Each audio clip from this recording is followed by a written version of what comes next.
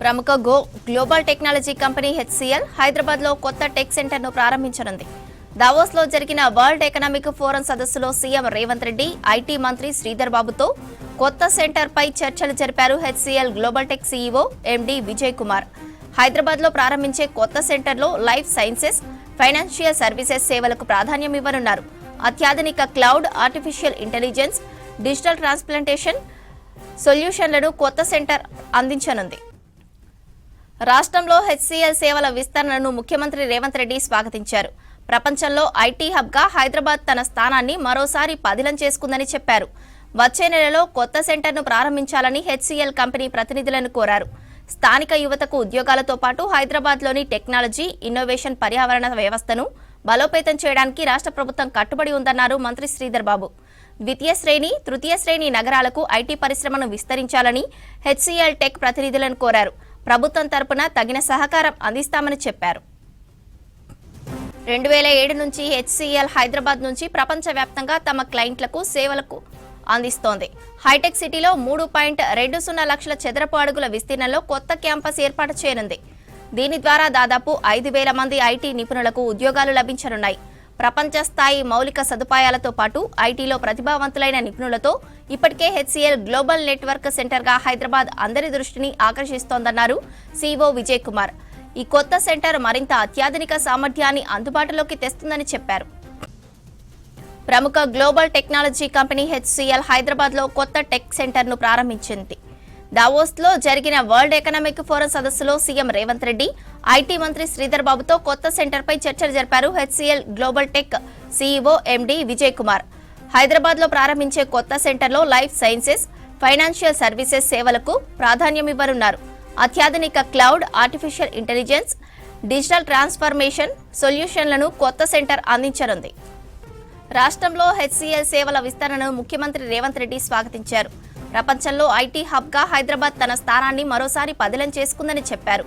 వచ్చే నెలలో కొత్త సెంటర్ను ప్రారంభించాలని హెచ్సిఎల్ కంపెనీ ప్రతినిధులను కోరారు.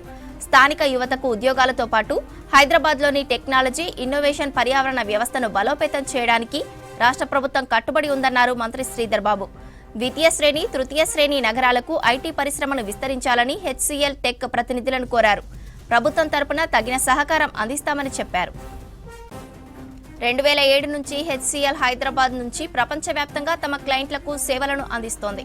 హైటెక్ సిటీలో 3.20 లక్షల చదరపు అడుగుల విస్తీర్ణంలో కొత్త క్యాంపస్ ఏర్పాటు చేయనుంది. దీని ద్వారా దాదాపు 5,000 మంది ఐటీ నిపుణులకు ఉద్యోగాలు లభించనున్నాయి. ప్రపంచ స్థాయి మౌలిక సదుపాయాలతో పాటు ఐటీలో ప్రతిభావంతులైన నిపుణులతో ఇప్పటికే హెచ్సిఎల్ గ్లోబల్ నెట్వర్క్ సెంటర్గా హైదరాబాద్ అందరి దృష్టిని ఆకర్షిస్తోందన్నారు సీఈఓ విజయ్ కుమార్. ఈ కొత్త సెంటర్ మరింత అత్యాధునిక సామర్థ్యాన్ని అందుబాటులోకి తెస్తుందని చెప్పారు. హైదరాబాద్ లో నిర్మించే ఫ్యూచర్ సిటీ అర్బన్ మొబిలిటీలో ప్రపంచంలోనే అత్యుత్తమ నగరంగా మారుతుందన్నారు సీఎం రేవంత్ రెడ్డి. దావోస్ లో అర్బన్ మొబిలిటీపై జరిగిన సదస్సులో ఆయన పాల్గొన్నారు. మౌలిక సదుపాయాలు, సమగ్రత, స్థిరత్వానికి తమ ప్రభుత్వం ప్రాధాన్యత ఇస్తోందని చెప్పారు. Besides infrastructure and sustainability, I also have to think of access. Lots of people may not have money for rail or bus. My government has given free bus travel to around 20 million women.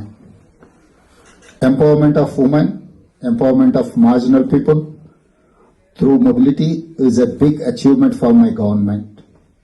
We are building a new future city, a net zero city. We want to build the world's best mobility options in this city. Finally, we want to move our people fast. We want to move people at very low cost. We want to move people in a sustainable way. I want investments to help build urban mobility infrastructure to move more than 40 million people across Telangana. My 3 words: fastest, greenest, lowest cost.